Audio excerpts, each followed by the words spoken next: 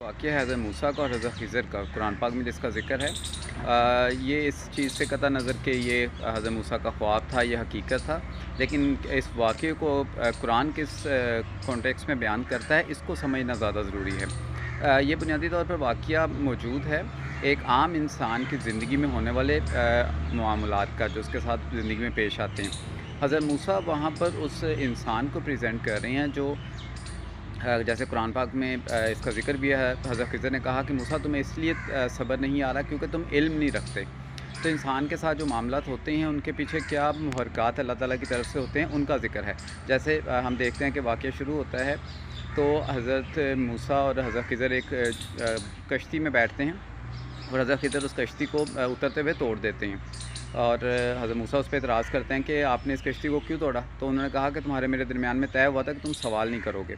फिर वो खामोश हो जाते हैं, फिर आगे जाके वो बच्चे का कत्ल कर देते हैं। फिर हज़रत मूसा परेशान होते हैं, फिर वो कहते हैं कि तुम्हें कहा था कि तुम सवाल नहीं करोगे। फिर तीसरी जगह पर जब वो एक दीवार की तामीर करते हैं, हज़रत मूसा फिर परेशान होते हैं कि आपने यहाँ पर इस दीवार की तामीर क्यों की?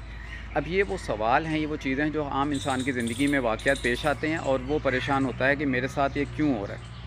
अब हज़रत ख़िज़र अल्लाह ताला की हिकमत वहाँ पर एक-एक करके बयान करते हैं कि पहले वो जो कश्ती थी, बादशाह का हुक्म हुआ था कि जितनी भी ठीक कश्तियाँ हैं सिपाहियों को भेजा था कि वो ले आओ। इसकी कश्ती क्योंकि ठीक थी, लेकिन इसके बाद कोई और जो है ज़रिया मुआश नहीं था। अगर इसकी कश्ती मैं वहाँ से तोड़ता ना तो सिपाही इसकी कश्ती से छीन के ले जाते। तो इसलिए मैंने इसकी कश्ती तोड़ दी ताकि बादशाह से बचे और ये इसका ज़रिया मुआश जो है वो जारी रह सके।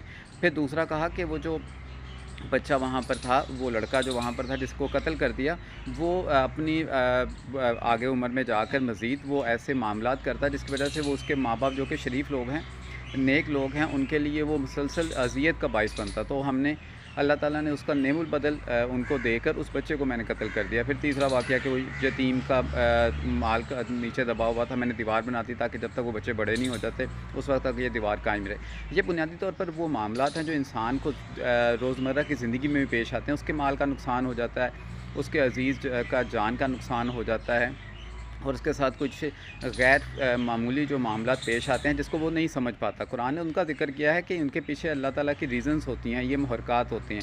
वो कश्ती तोड़ना, उस बच्चे को कत्ल करना, वो दीवार बनाना, इन सब के पीछे हिकमत थी जो कि हज़रत मूसा के तौर पर प्रेज़ेंट करके बताया। क्योंकि लोग इल्म नहीं रखते इसलिए परेशान होते हैं, तो अल्लाह ने बताया कि परेशान मत हो, इसके पीछे मेरी हमेशा हिकमत होती है और उसका मैं किसी न किसी तरीके से उसके लिए कुछ अच्छा ही कर रहा होता हूँ, इसलिए वो चीज़ें हो रही होती हैं जो बज़ाहिर लगता है कि गलत हैं या नुकसान हैं।